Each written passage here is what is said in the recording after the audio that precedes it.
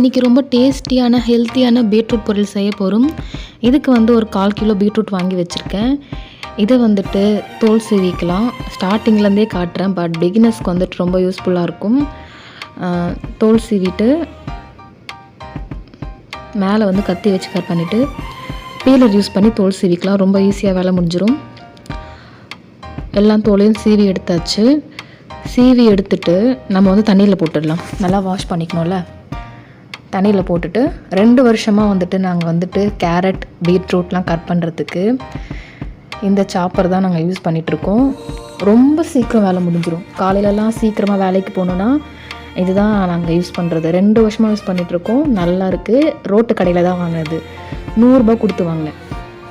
இப்போ ஆன்லைனில் கூட அவைலபிளாக இருக்குது. இல்லை சும்மா ரேண்டமாக கட் பண்ணி போட்டால் போதும். சைஸ்லாம் ஒரு இது கிடையாது. சும்மா ரேண்டமாக அப்படியே நீங்கள் கட் பண்ணி போட்டிங்கன்னா நல்லா சாப் பண்ணி கொடுக்கும். முக்கியமாக பார்த்தீங்கன்னா கேரட் பீட்ரூட் கூட நல்லா நம்மளுக்கு ஃபைனாக சாப் பண்ணி கொடுக்கும். நீங்கள் சீக்கிரமாக முட்டை பொரியல் இது போடலாம் அதுக்கெலாம் ஆணி ஃபைனாக இருக்கணும். பார்த்தீங்களா, நல்லா பொடிசாக நறுக்கணும்னு நினச்சிங்கன்னா இதில் போட்டிங்கன்னா நம்மளுக்கு சீக்கிரமாக வேலை முடிஞ்சிடும். அதனால நம்ம சீக்கிரமாக நம்ம டைம் சேவ் ஆகும். அதனால் மார்னிங் டைமில் நீங்கள் அர்ஜென்ட்டாக வேலைக்கு போனோன்னா நீங்கள் இது போல் நீங்கள் யூஸ் பண்ணலாம். இப்போ கேஸ் ஆன் பண்ணிக்கலாம். கேஸ் ஆன் பண்ணிவிட்டு ஒரு கடாய் வச்சுக்கோங்க. கடாய் நம்மளுக்கு ஹீட் ஆகணும். கடாய் ஹீட் ஆனதுக்கப்புறம் ட்ரை ரோஸ்ட் பண்ண போகிறோம். இதுக்கு ஒரு 3/4 டேபிள் ஸ்பூன் சீரகம் எடுத்துக்கிறேன்.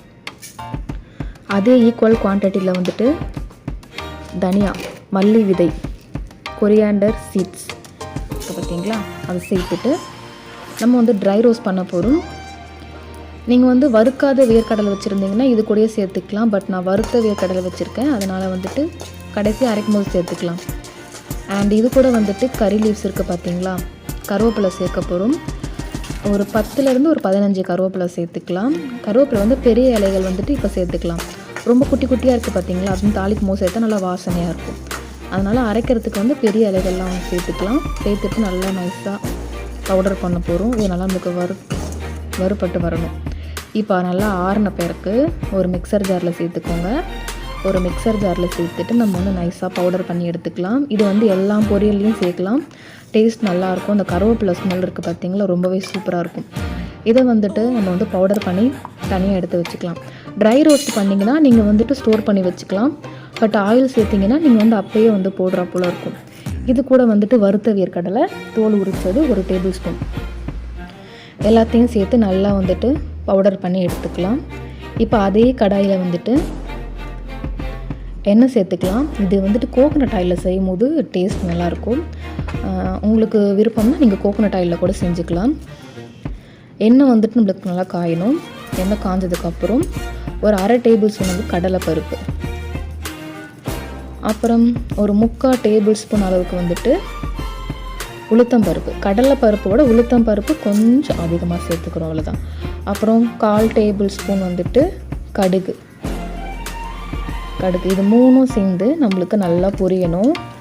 அது கொஞ்சம் கலர் சேஞ்ச் ஆகட்டும். நல்லா நம்மளுக்கு ஒரு ப்ரௌன் கலரில் வரணும். கலர் சேஞ்ச் ஆனதுக்கப்புறம் நம்ம அடுத்தது என்ன சேர்க்குறது அப்படின்னு சொல்லிட்டு பார்க்கலாம். அது ரொம்பவே சூப்பராக இருக்கும். மத்தியானம் லஞ்சுக்கெலாம் நீங்கள் இந்த மாதிரி பொரியல் செஞ்சிங்கன்னா வேணான்னு சொல்ல மாட்டாங்க. அப்புறம் கருவேப்பிலை பார்த்திங்கன்னா குட்டி குட்டி கருவேப்பிலை இப்போ சேர்த்துக்கிறேன். அது நல்லா ஸ்மெல் நல்லாயிருக்கும். அப்புறம் ஒரு வெங்காயம் நறுக்குனது அதை சேர்த்துக்கலாம். சேர்த்துட்டு நல்லா வதக்கிக்கோங்க. கண்ணாடி பதம் வந்ததுக்கப்புறம் ஒரே ஒரு காஞ்ச மிளகா 2ஆக கிள்ளி போடுறேன். ஜஸ்ட் ஃபார் ஃப்ளேவருக்கு தான், காரத்துக்கெலாம் ஒன்றும் இது கிடையாது. இப்போ நம்ம நறுக்கி வச்ச பீட்ரூட் இருக்குது பார்த்தீங்களா, அதை சேர்த்துக்கலாம். சேர்த்துட்டு நல்லா மிக்ஸ் பண்ணி விடுங்க. இதில் தண்ணிலாம் ரொம்ப சேர்க்கக்கூடாது. அப்போ தான் நல்லா டேஸ்ட்டாக இருக்குமே. பீட்ரூட்டில் தண்ணி சேர்த்துட்டிங்கன்னா அது டேஸ்ட்டே போயிடும், நல்லா இருக்காது. அப்படி சாப்பிடும்போது தான் ரொம்ப ஹெல்த்துக்கும் நல்லது. இப்போ ஒரு மூடி போட்டு ஒரு 4 நிமிஷம் அப்படியே மூடி போட்டு வேக வச்சிடலாம். 4 நிமிஷம் கழித்து நம்ம திறந்து பார்க்கலாம். நம்மளுக்கு 50% குக் ஆகிடுச்சு. ஆல்மோஸ்ட் 50% குக் ஆகிடுச்சு. இதை நல்லா நீங்கள் மிக்ஸ் பண்ணி விடுங்க. மிக்ஸ் பண்ணிவிட்டு இது கூட மிளகாய்த்தூள் ஒரு 1/2 டேபிள் ஸ்பூன் சேர்த்தா போதுமானது. தனி மிளகாய்த்தூள் கூட சேர்த்துக்கலாம். நான் குழம்பு மிளகாய்த்தூள் சேர்க்குறேன். அண்ட் நெக்ஸ்ட்டு தேவையான அளவுக்கு நம்ம வந்து உப்பு சேர்க்க போகிறோம். உங்களுக்கு எவ்வளோ தேவையோ உப்பு காரம்லாம் வந்துட்டு உங்களுக்கு எவ்வளோ தேவையோ. இது வந்து கொஞ்சம் காரம் கம்மியாக தான் இருக்கும், குழந்தைங்களுக்கு கொடுக்கலாம். தண்ணி பார்த்திங்கன்னா ரொம்ப கம்மியாக சேர்க்குறேன். பார்த்திங்கன்னா இந்த டம்ளரில் ஒரு 3/4 டம்ளர் தண்ணி தான் சேர்த்துருக்கேன். ஏன்னா தண்ணி நிறைய சேர்த்து வச்சுன்னா டேஸ்ட் நல்லா இருக்காது. அதனால் தண்ணியை வந்து கொஞ்சம் குறைச்சலாக சேர்த்துக்கோங்க. சேர்த்துட்டு உப்பு காரம்லாம் செக் பண்ணிக்கோங்க. உப்பு காரம் உங்களுக்கு தேவைன்னா சேர்த்துக்கலாம். இப்போ ஒரு மூடி போட்டு திருப்பி ஒரு 5 நிமிஷம் வந்துட்டு லோ டு மீடியம் ஃப்ளேமில் வச்சு நம்ம குக் பண்ணி எடுத்துக்கலாம். ஏன்னா தீஞ்சிரும் ஐயா வச்சிங்கன்னா.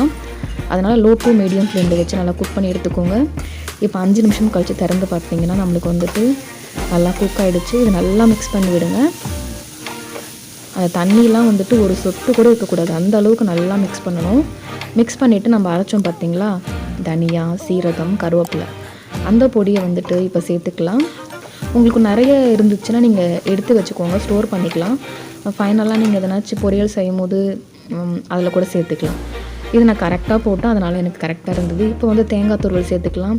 தேங்காய் வந்து தட்டி வச்சுருக்கேன். அந்த தேங்காய் துருவலை வந்துட்டு ஃபைனலாக சேர்த்துட்டு நல்லா மிக்ஸ் பண்ணி விடுங்க.